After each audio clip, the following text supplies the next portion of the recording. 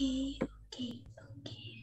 Assalamualaikum warahmatullahi wabarakatuh. Perkenalkan, kami dari kelompok 1 yang beranggotakan saya sendiri Anissa Nur Fitri dengan NIM 19231003 dan rekan-rekan saya Afifah Mardea dengan NIM 19231065 dan Octavia Wulanda dengan NIM 19231083. Baiklah, pada kali ini kami akan mempresentasikan materi mengenai pemanfaatan jamur dan kapang dalam bioteknologi dengan mata kuliah bioteknologi dengan dosen pengampu Ibu Tuti Lestari SSI MSI.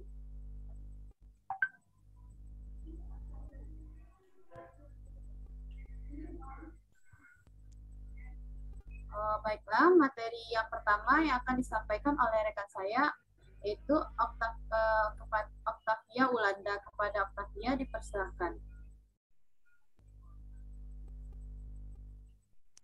Baik, Assalamualaikum warahmatullahi wabarakatuh. Perkenalkan, nama saya Octavia Wulanda dengan NIM 19231083. Di sini saya akan menjelaskan pada materi pertama yaitu tentang bioteknologi sederhana. Nah, bioteknologi sederhana itu sama dengan bioteknologi konvensional, yang mana pengertiannya yaitu bioteknologi yang memanfaatkan organisme secara langsung untuk menghasilkan produk barang dan jasa yang bermanfaat bagi manusia melalui proses fermentasi. Nah, yang mana contoh dari bioteknologi sederhana itu ada berupa tempe, ada berupa tape, kacang kedelai, dan lain-lain. Next. Nah, selanjutnya yaitu pemanfaatan jamur dan kapang dalam bioteknologi.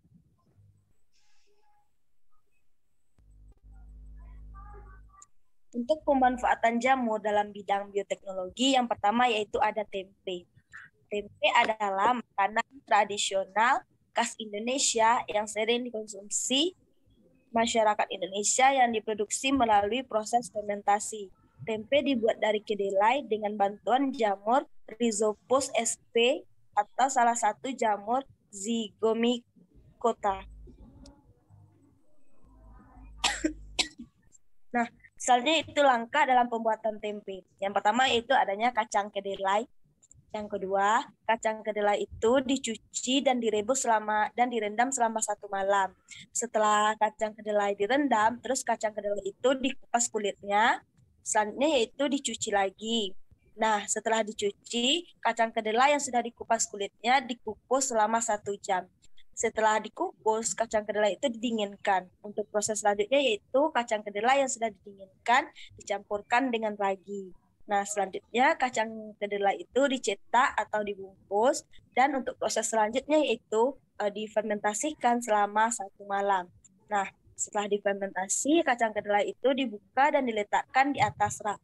Untuk selanjutnya yaitu dibiarkan selama 1 malam sehingga menghasilkan tempe. Sekian presentasi dari saya kembalikan kepada moderator. Selanjutnya, poin yang kedua yang akan saya jelaskan sendiri yaitu tentang kecap. Kecap merupakan salah satu produk hasil bioteknologi yang terbuat dari kecap kedelai.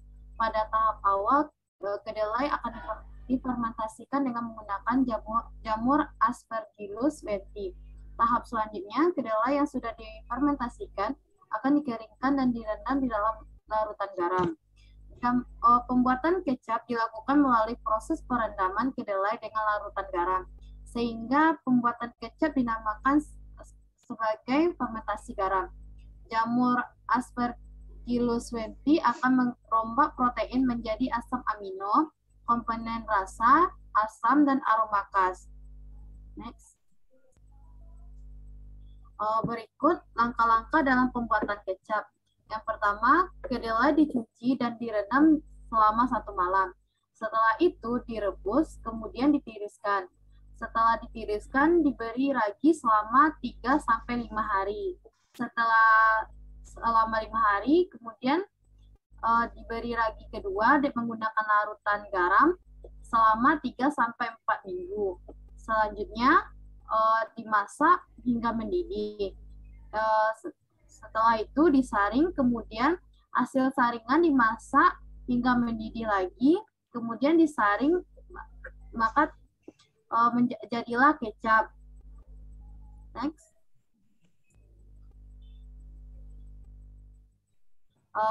Poin yang kedua, tape. Tape merupakan makanan hasil fermentasi yang mengandung alkohol. Makanan ini dibuat dari beras ketan ataupun singkong dengan jamur Endomycopsyphibulligera, Rhizopus oryzae, ataupun Cerevisiae sebagai ragi. Jamur ini memiliki kemampuan dalam mengubah karbohidrat menjadi alkohol dan karbon dioksida. Next. Adapun langkah-langkah dalam pembuatan tape, yang pertama menggunakan ubi kayu. Ubi kayu dikupas, kemudian setelah dikupas dicuci, dan setelah dicuci direndam selama 1-2 jam. Setelah itu ubi kayu dikukus, kemudian diberi ragi. Setelah diberi ragi, ubi kayu dimasukkan ke dalam keranjang lalu ditutup dan diperam selama 3 hari 3 malam. Next.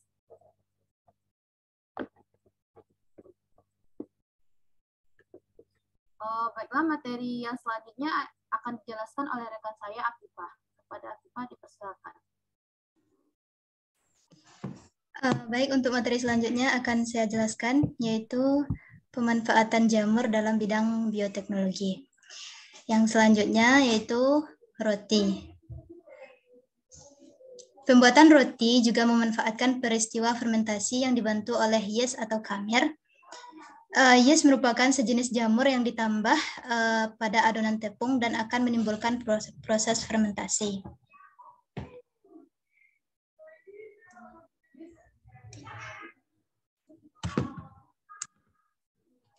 Proses ini akan menghasilkan gas karbon dioksida dan alkohol, di mana gas karbon dioksida berperan sebagai pemberi gas untuk mengembangkan roti, sedangkan alkohol berkontribusi untuk menghasilkan aroma dan memberi rasa pada roti. Baik, materi selanjutnya yaitu langkah-langkah pembuatan roti. Bahan yang dibutuhkan yaitu yang pertama tepung, selanjutnya ada air, kemudian ragi, gula, shortening, malt, dan susu. Langkah selanjutnya setelah bahan dikumpulkan yaitu pencampuran dan pengadukan adonan. Yang selanjutnya yaitu peragian atau fermentasi. Langkah selanjutnya penyeragaman bentuk. Contohnya yaitu membuat donat, maka dibentuk seperti donat, pembentukan dan penimbangan. Langkah selanjutnya yaitu proofing atau pengembangan adonan. Dan yang terakhir pembakaran atau baking.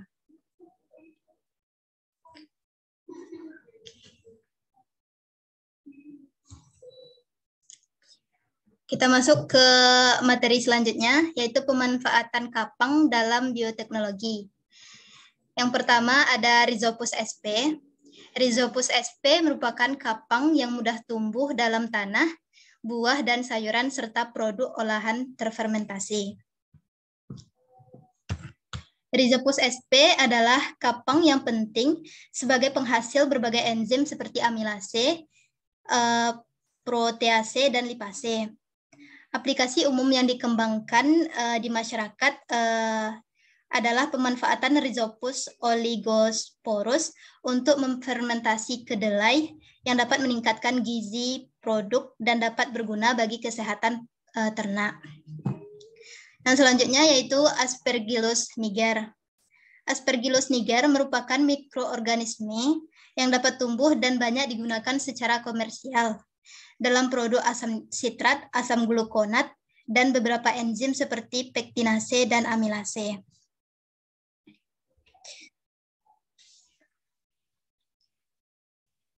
Kemudian yang terakhir ada Penicillium. Penicillium adalah genus dari fungi Ascomycota yang sangat penting dalam lingkungan alam pada pembusukan makanan serta produksi makanan dan obat. Spesies Penicillium Spesies Penicillium adalah jamur tanah yang ditemukan di mana-mana. Lebih menyukai iklim dingin dan sedang, biasanya terdapat dimanapun tersedia bahan organik.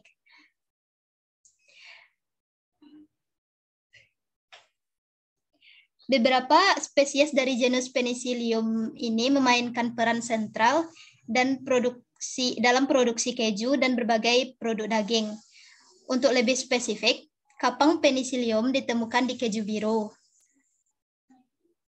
dan banyak keju lainnya.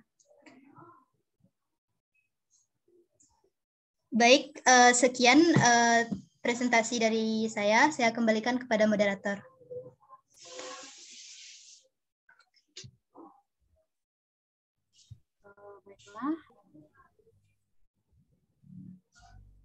Baiklah, sekian dari presentasi kami pada kali ini. Bila ada kata-kata yang salah, mohon dimaafkan.